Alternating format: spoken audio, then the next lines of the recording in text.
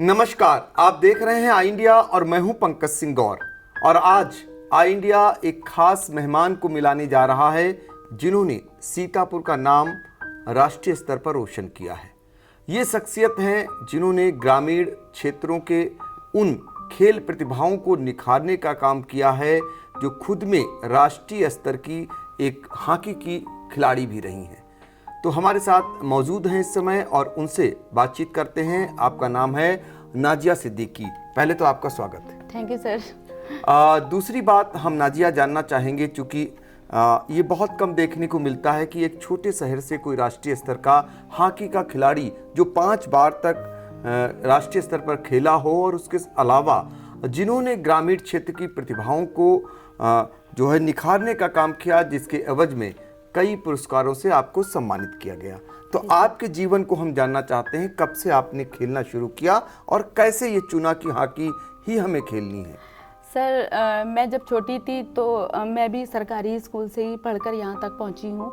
और मैंने उसी बीच हमारे मतलब जहाँ पे मैं रहती थी चौक स्टेडियम था, तो वहाँ पर मैंने बच्चों को खेलते हुए जाते, लड़कियों को खेलते हुए जाते देखा। स्कूल्स में भी लड़कियाँ जाती थी हॉकी लेके, तो मुझे भी एक मन में ये आया कि क्यों ना मैं भी मतलब इस तरह से खेलूँ और आगे बढ़ूँ। मतलब मुझे उससे एक अटैचमेंट से लगा कि मुझे कुछ करना चाहिए। तो मैंने घर आके अपनी मम्मी से कहा कि मुझे भी मतलब हॉकी खेलना है। तो बस मैं काफ़ी दिन तक मतलब रही, क्योंकि उस वक्त हमारे फादर मतलब मम्मी अकेली थी, मेरे पापा का एक्सपायर हो गए थे, इंतकाल हो चुका था। तो मुझे ये लगता था कि हम कैसे करेंगे, लेकिन मेरी मम्मी ने सपोर्ट करा और उन्होंने कहा कि हम आपको मतलब ला के देंगे हॉकी और आप खेलो। तो वो मुझे किसी तरीके से अरेंज करके, क्योंकि मेरी मम्मी सिलाई करती थी, तो उन्होंने अरेंज करा और मतलब सारी चीज़ें ला के दी और मैं पैदल ही निकल पड़ी अपने मतलब लक्ष्य की ओर। तो मैंने हॉकी खेलना शुरू कर दिया। तो और मैंने जब वहाँ पर स्टेडियम में हमारे कोच श्री एहसानुल्लाह सर, जो मतलब अब इस दुनिया में नहीं है, उन्होंने मुझे मतलब जब देखा पहली हिट मारते हुए, तो उस पहली हिट से वो हॉकी टूट गई 2 टुकड़ों में। तो उन्होंने कहा कि इस लड़की में कुछ ना कुछ तो है। तो उन्होंने मुझे अपने पास से हॉकी ला कर दी और कहा कि अब तुम इससे प्रैक्टिस करोगी।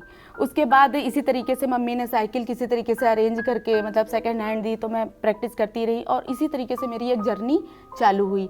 और जब ये जर्नी चालू हुई तो मैं सारी मुश्किलों का सामना करते हुए मैंने करीब 6 नेशनल खेले। हमारे सर का बहुत ही सपोर्ट रहा। वो मुझे मतलब पूरा कहते थे कि अगर तुम्हारे फादर नहीं है तो मैं तुम्हें पूरा सपोर्ट करूँगा, तुम कभी भी जीवन में ये मत महसूस करना कि तुम्हारे पिताजी नहीं हैं। उन्होंने मुझे सपोर्ट करा और मैंने 6 नेशनल खेले। उसके बाद इसी तरीके से जर्नी शुरू हुई, लेकिन कुछ दिक्कतों को देखते हुए मम्मी ने कहा कि अब शादी कर देनी चाहिए। तो मैं इंटर में थी, 17 साल पे मेरी शादी हो गई। और शादी के बाद फिर मैं अपनी गृहस्थी में 1 से 2 साल लगी रही, लेकिन फिर मेरे अंदर मतलब ये रहता था कि मुझे कुछ करना है, मुझे कुछ करना है। तो इसके लिए मेरे पति ने भी सपोर्ट करा और मेरे 2 बच्चे जब हो गए थे तो उसके बाद से उन्होंने मुझे ये सपोर्ट करा कि आप बीपीएड करो। मैंने बीपीएड करा और 2013 में मैंने बीपीएड कंप्लीट कर लिया।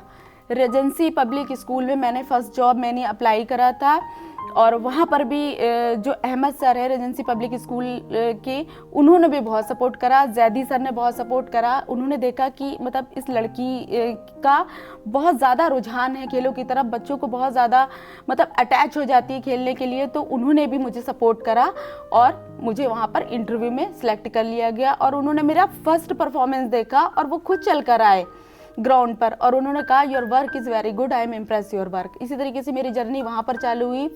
4 महीने करीब मैंने रेजेंसी पब्लिक स्कूल में बच्चों को ट्रेनिंग दी और उसके बाद केंद्रीय विद्यालय सीतापुर में इंटरव्यू में मेरा सिलेक्शन हुआ कॉन्ट्रैक्ट पर वहाँ पर कॉन्ट्रैक्ट पे भी हुआ और 4 महीने वहाँ पर करा। उसके बाद यहाँ पर अनुदेशक पद पे जब ये जगहें निकली गवर्नमेंट की, राज्य सरकार की तरफ से, तो मैंने इसमें अप्लाई करा और मुझे लगा कि एक भविष्य है मेरा शायद आगे। किस वर्ष में आपका अनुदेशक? 2015 में। तो 2015 में ये जो है अनुदेशक के पद पर आ गई। और आपको बता दें कि जो नाजिया हैं जिन्होंने 6 राष्ट्रीय स्तर के हॉकी की प्रतियोगिताओं में भाग लिया, तो ये हम जानना चाहेंगे आगे बढ़ने से पहले जी। कि आप जब 6 राष्ट्रीय स्तर की खेल में भाग लिए जी, तो जी। कहाँ कहाँ आप खेलने गई?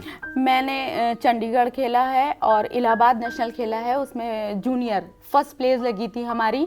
और चंडीगढ़ गई हूँ मैं नेशनल खेलने के लिए, कर्नाटक गई हूँ, आंध्रा गई हूँ, ये सब मेरे नेशनल्स हैं।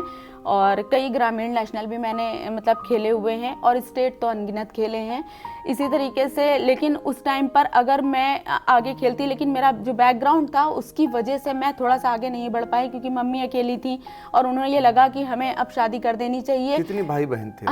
मैं अकेली थी, क्योंकि मैं जब 3 साल की थी तो मेरे पापा खत्म हो गए थे, ये बड़ी इंतकाल हो बात गया है। था। देखिए कि 3 साल की महज उम्र में और किसी के पिता न हो और एक माँ सिर्फ अदत हो और माँ की अकेली बेटी हो, और उस बीच में एक इतना बड़ा मुकाम हासिल करना, ये वाकई में एक महिला सशक्तिकरण की मिसाल पेश करता है कि कैसे उठ कर के एक लड़की और पहुंचती है नेशनल स्तर पर, एक नहीं बल्कि 6 प्रतियोगिताओं में भाग लेती हैं, और फिर उसके बाद वही बेड़ियां उनके पैरों में भी जकड़ जाती हैं कि जब जवान बेटी होती है तो माँ की चिंताएं बढ़ जाती हैं और माँ उनकी शादी कर देती हैं। लेकिन उसके बावजूद वो खुद तो नहीं खेल पाई, लेकिन ग्रामीण क्षेत्र के बहुत सारी खेल प्रतिभाओं को उन्होंने निखारने और संवारने का काम किया।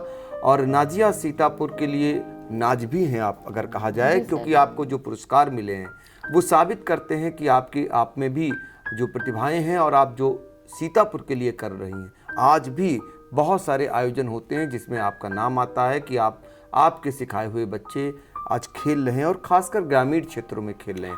तो जब आप अनुदेशक बनी, जी जी जी, क्या सोच के आप अनुदेशक बनी थी? 2015 में हम लोगों का, क्योंकि ये जो जॉब निकली तो इसमें ये हुआ कि फिजिकल 2010 से कोई भी भर्ती फिजिकल एजुकेशन टीचर्स की हुई नहीं, और टीजीटी में होता है तो उसमें भी ये होता है कि कहीं पर 1 पॉइंट 2 पॉइंट साथ मतलब रह जाता है। मैं भी भर्ती हूँ, लेकिन 2015 में जब मैं इस पद पर आई और मैंने जब गांव की स्थिति देखी कि यहाँ पर बच्चों को मतलब वो चीज़ें मतलब हैं, लेकिन मैंने उनकी आंखों में एक अटैचमेंट देखा अपने लिए, तो मैंने कहा कि जो चीज़ें मैं अपने लिए नहीं कर पाई हूँ मैं उनके लिए करना चाहती हूँ।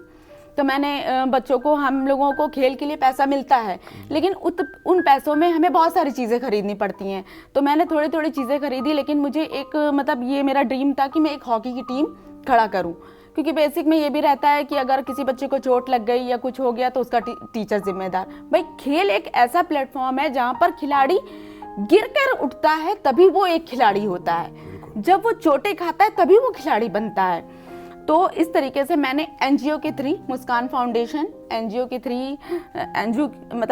थ्रू बच्चों को हॉकी, सागर गुप्ता सर के मतलब उसमें उन्होंने मतलब हॉकी मतलब दिलवाई बच्चों को, तो मेरी एक टीम तैयार हो गई है। मेरे काफ़ी फ्रेंड्स ने भी सपोर्ट किया मुझे कि तुम इस तरह से करो तो हम हैं तुम्हारे पीछे।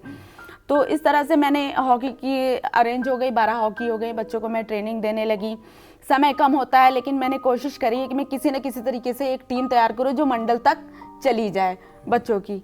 और बच्चों को मतलब कोई भी जब बेसिक के खेल होते हैं तो चाहे कैसे भी मैं बच्चों को पहुंचाऊं, मैं कोशिश करती हूं कि सारे बच्चे जो मेहनत कर रहे हैं, क्योंकि वो बच्चे मैंने बच्चों की आंखों में देखा कि वो चाहते हैं कि हम भी कुछ करें। तो इसी तरीके से जो सपना मैं नहीं पूरा कर पाई हूँ, मैं बेसिक के बच्चों में चाहती हूँ कि वो सपना मैं बेसिक के बच्चों के द्वारा माध्यम से पूरा कर सकूं। बिल्कुल। तो देखिए, जज्बा है अभी भी बरकरार कि जो सपना अपना साकार नहीं कर सकी, लेकिन बेसिक स्कूलों के जो बच्चे हैं जो ग्रामीण क्षेत्र से आते हैं, उनके सपने को साकार करने के लिए एक हॉकी की टीम तैयार कर दी हैं। और कितनी मुसीबतों से, कहां से आपस में जुटा करके एक हॉकी की टीम सीतापुर में तैयार कर दी गई है। और आपको बता दें कि नाजिया को कई पुरस्कार अब तक मिल चुके हैं। कई ऐसे अवसर आए जब नाजिया को सम्मानित किया गया, सीतापुर से लेकर लखनऊ तक। तो नाजिया, ये बताइए कि जो आपको पुरस्कार मिले आपके कार्यों से, कौन कौन से आपको पुरस्कार मिले और पुरस्कार पाने के बाद कैसा लगता है आपको? सर, ये अंतर्राष्ट्रीय स्तर पर जब मुझे 8 मार्च अंतर्राष्ट्रीय महिला दिवस के अवसर पर पुरस्कार मिला तो मुझे एक कॉल आई कि आपका चयन हुआ है, क्योंकि मेरा नाम सीतापुर की 100 प्रतिभाशाली महिलाओं में था महिला सशक्तिकरण को लेकर, क्योंकि मैंने कई जगह पर देखा कि जहाँ पर बच्चों को जैसे आत्मरक्षा के गुण हैं, आजकल बालिकाओं में आत्मरक्षा के गुणों का बहुत ज़्यादा वो है, तो मैंने कस्तूरबा में करीब 1 महीना ट्रेनिंग दी थी। तो कुछ लोगों ने उस वीडियोस को देखा तो उससे प्रभावित हुए और मेरा नाम अंतर्राष्ट्रीय स्तर पर गया। तो सीतापुर से 3 लोगों का चयन हुआ था, उसमें मेरा भी नाम था। तो उसमें लखनऊ से गाड़ी आई थी बाकायदा लेने के लिए और JBR ग्रैंड में ये फंक्शन हुआ था। आचार्य लक्ष्मी नारायण त्रिपाठी जी के द्वारा मुझे ये पुरस्कार मिला था ग्रामीण क्षेत्रों में खेल प्रतिभाओं को निखारने के लिए। उसके बाद मैंने बेसिक में अपनी मेहनत से जो पुरस्कार पाए हैं उसमें काफ़ी पुरस्कार मुझे मिले हुए हैं, प्रशस्ति पत्र मिले हैं और मुझे उत्कृष्ट शिक्षक सम्मान 2021 भी मिला है। 54 उत्कृष्ट शिक्षकों में मेरा नाम है ज़िले में। और उसी मतलब एक स्तर जब आपका बन जाता है तो हम नहीं चाहते कि वो स्तर नीचे आए। जब हमें 2021 में मिला है तो मैं चाहती कि 2022 में भी मुझे मिले। तो मैं उसी के बिहाफ पे अपने काम को और बेहतर कर रही हूँ कि कहीं से ये ना महसूस हो कि हम 7,000 को देखकर काम नहीं कर रहे हैं। हम अपनी डिग्री और अपनी योग्यता को देखकर काम कर रहे हैं कि हमारे अंदर क्या डिग्री है। डिग्री हमारी बड़ी है, मानदेय कम है, ये मायने नहीं रखता है। हमारे अंदर प्रतिभा क्या है, हम उस प्रतिभा को कैसे बच्चों में पहुंचा सकते हैं, मैं ये सोच कर काम कर रही हूँ। बिल्कुल। तो ये देखिए आप कि किस तरीके से नाजिया सिद्दीकी जो नेशनल स्तर की खिलाड़ी रही और अभी भी कई प्रतिभाओं को निखार रही हैं, बावजूद इसके अनुदेशक के पद पर जो उनकी नियुक्ति हुई है उसकी वेतन जानकर आपको भी आश्चर्य होगा, लेकिन बावजूद उसके ना वो अपने उससे लगन से डिगी हैं और ना ही उन्होंने अपना जज्बा खोया है। ये बताइए कि अनुदेशक के पद पर आप जब भर्ती हुई जी, तो आपके अंदर भी चाहत होती होगी कि जब आप इतनी सब कुछ कर रही हैं, आप एक शिक्षक के बराबर काम कर रही हैं, बल्कि उससे आगे हट करके आप जा रही हैं और जी, जी। उसका आपको इनाम भी मिल रहा है। जी, जी। तो अनुदेशकों को सरकार क्यों नहीं समझ पा रही कि ये भी इतना सब कुछ करने के बावजूद उनको परमानेंट क्यों नहीं कर रही? बस यही अपील आज माननीय मुख्यमंत्री जी से करना चाहती हूँ। अगर ये वीडियो उन तक पहुँचे तो मैं यही अपील करना चाहती हूँ कि हमारे बहुत से, मैं एक जरिया हूँ और हमारे बहुत से अनुदेशक भाई बहन हैं जो इस वक्त अपने अपनी जगह पर अपने अपने क्षेत्रों में बहुत ही मेहनत से काम कर रहे हैं। तो अगर वो ये वीडियो देखें तो वो उन्हें ये लगना चाहिए कि हम 7,000 में जब इतनी मेहनत कर सकते हैं तो अगर हमें पूर्णकालिक करा जाएगा तो हम कितनी मेहनत करेंगे। क्योंकि हमारा कुछ मतलब ये जो स्कूल्स होते हैं वो मतलब ऐसा तो नहीं है कि किसी को 5 ही किलोमीटर पे स्कूल मिल गया, 30 किलोमीटर, 40 किलोमीटर, 50 ऐसे मतलब जो महिला अनुदेशिकाएं हैं जाती हैं बच्चों को लेकर अपना काम कर रही। तो सोचिए 7,000 मानदेय में एक मतलब अपने घर का खर्चा चलाना मुश्किल है, लेकिन वो तब भी शिक्षा दे रही हैं। ये बड़ी बात है। देखिए ये दर्द है कहीं ना कहीं और इस दर्द के लिए वो गुहार लगा रही हैं, मुख्यमंत्री का ध्यान आकर्षण करा रही हैं कि 7,000 में कोई कंधे से कंधा मिलाकर शिक्षक के साथ काम करता हो और उसे महज 7,000 रुपये मानदेय दिया जाता हो। और ये कई सालों से ऐसा चलता आ रहा है। अब कहना है कि अब समय आ गया है कि उनकी भी मेहनत का आकलन करें और उन्हें भी परमानेंट किया जाए ताकि वो भी अपने परिवार का भरण पोषण कर सके और समाज के लिए कुछ कर सकें। आखिरी में हम नाजिया आएंगे कि ये बताइए कि जी आपका एम क्या है? जैसे आप इतना सब कुछ कर रही हैं, अब क्या लक्ष्य है सीतापुर के लिए कुछ नया करने का? सर लक्ष्य यही है कि माननीय मुख्यमंत्री जी ने खुद ही कहा है कि खेलो इंडिया में कहा है कि खेलेगा इंडिया तो बढ़ेगा इंडिया। पर जब 7,000 मानदेय में कैसे खेलेगा इंडिया जब हमारी खुद की इच्छाएं नहीं पूरी हो पाएंगी और हम मेहनत भी उतनी कर रहे हैं, लेकिन अगर हम चाहते हैं कि हम कुछ बच्चों के लिए अपने पास से करें तो हम कैसे कर सकते हैं? हमें तो सरकार पे ही मतलब पूरा डिपेंड रहना पड़ता है कि वो ये सुविधाएं उपलब्ध कराएं तो हम बच्चों को कराएं। तो अगर हम खुद सक्षम हो जाएंगे तभी तो हम बच्चों को सक्षम बनाएंगे। बिल्कुल, क्योंकि ये एक धागा है। अगर हमने एक बच्चे के साथ एक विश्वास का धागा जोड़ लिया तो विश्वास ही तो एक आस है। जब ये आस होगी तभी तो विश्वास होगा।